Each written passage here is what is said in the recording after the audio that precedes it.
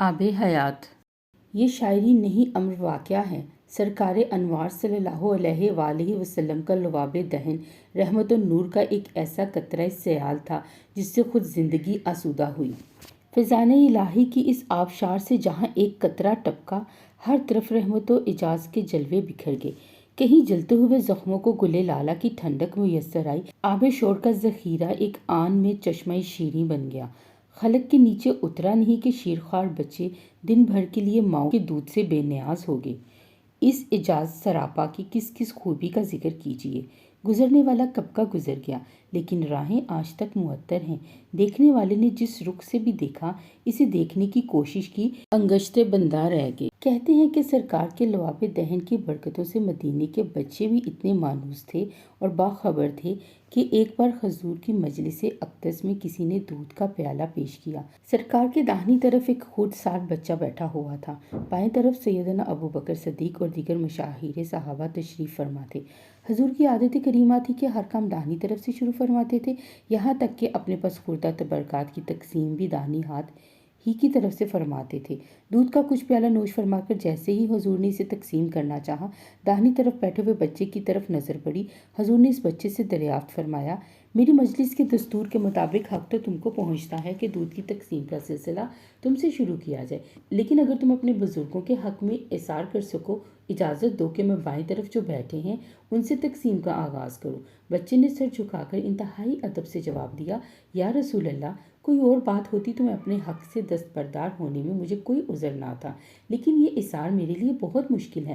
سرکار کا لعاب دہن پیالے کے جس حصے سے مس ہو گیا، اس کی برکتوں سے میں اپنے آپ کو محروم کیوں رکھوں؟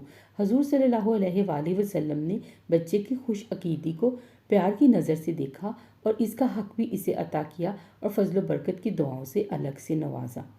کہتے ہیں کہ سرکار کے لب کی مسیحائی نے بیماروں اور زخمیوں کو شفا خانے سے بے نیاز کر دیا تھا۔ احادیث و سیرت کی کتابوں میں اس طرح کے بے شمار واقعات ملتے ہیں۔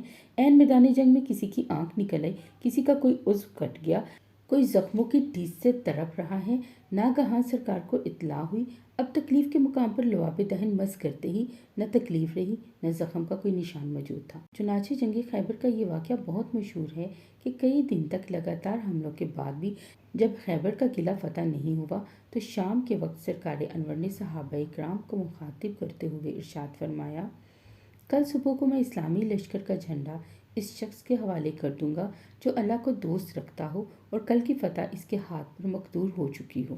یہ مشتاق جانفراں سن کر ہر شخص جذبہ شوق میں بھر گیا۔ یہ دونوں جہاں کے اعزاز کی سب سے گراں مایہ بشارت تھی۔ روحوں کے خوابیدہ ولولے اس طرح جاگ اٹھے کہ صبح سعادت کے انتظار میں آنکھوں کی نیندیں اڑ گئیں۔ آرزوئے شوق کی بے قراری میں دل کا کشور تہ و بالا ہونے لگا۔ ہر مجاہد اپنے اپنے تئیں اس قابل رشک اعزاز کا امیدوار تھا۔ جب صبح امید طلوع ہوئی، ساری تمنائی بارگاہ رسالت میں سر کے بل حاضر ہوئے۔ سارا مجمع گوش پر آواز تھا کہ دیکھنا ہے آج کس کا مقدر جاگتا ہے، کس کے نصیبے کی ارجمندی آسمان کے کنگروں سے آنکھ لڑاتی ہے۔ انتظار شوق کی بےتابیوں کا یہی عالم تھا کہ سرکار نے شمع رسالت کی اس وفاکیش پروانوں کو ایک بار آنکھ اٹھا کر دیکھا اور ارشاد فرمایا، حضرت علی کہاں ہیں؟ کسی نے جواب دیا، وہ آشوب چشم کی تکلیف میں مبتلا ہیں، اس لیے حاضر نہیں ہو سکے۔ فرمایا، اسی حالت میں اسے بلوایا جائے۔ جیسے ہی وہ دربار میں حاضر ہوئے، سرکار نے انہیں قریب بلایا۔ تکلیف کی شدت سے آنکھیں سرخ ہو رہی تھیں۔ حضور صلی اللہ علیہ وآلہ وسلم نے اپنا لعاب دہن ان کی آنکھوں پر لگا کر یہ حکم سنایا، اسلامی لشکر کا فرخندہ فال پرچم تمہارے حوالے کرتا ہوں۔ خیبر کی فتح آج تمہارے ہاتھ پر مقدور ہو چکی ہے۔ خدائے قدیر تمہیں میدان جنگ میں فائز المرام واپس لائے۔ واقعات کے راوی بتاتے ہیں کہ لعاب دہن لگاتے ہی دم کے دم میں ساری تکلیف رفع ہو گئی، نہ آنکھ میں سرخی تھی، نہ ورم کا کوئی نشان تھا۔ پھر مولا کائنات کا کیا کہنا، اس دستان ہستی میں وہ شیر خدا تھے۔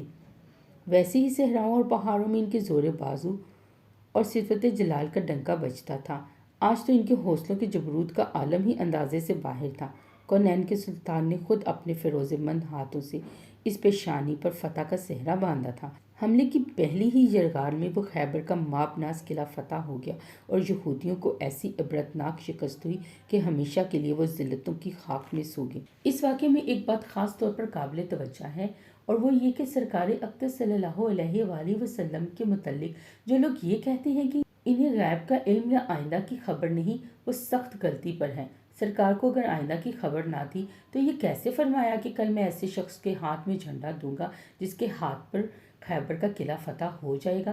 یہی نہیں بلکہ احادیث میں اس طرح کے بے شمار واقعات موجود ہیں جس میں حضور صلی اللہ علیہ وآلہ وسلم نے آئندہ کی خبر دی ہے، اور حضور صلی اللہ علیہ وآلہ وسلم کی خبر کے مطابق ہی واقعہ پیش آیا۔ سورج پر کہاں تک کوئی خاک ڈال سکتا ہے؟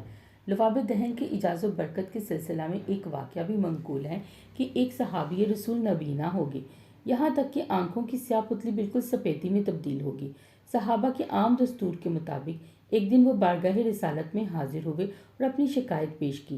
ان کی فریاد سن کر حضور صلی اللہ علیہ وآلہ وسلم کا دریائے کرم جوش میں آ گیا، اٹھے اور اپنا لباب دہن اس کی آنکھوں پر لگایا۔